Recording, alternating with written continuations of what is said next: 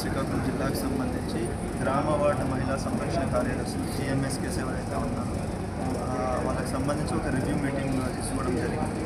So దీంట్లో ఏంటంటే మనకు వాళ్ళకున్న duties both child and women welfare plus safety అన్నిటికి సంబంధించి మాట్లాడడం జరిగింది. చిన్న చిన్న కన్ఫ్యూజన్స్ ఏవైతే ఉన్నాయో క్లియర్ చేసుకోవడం కోసం.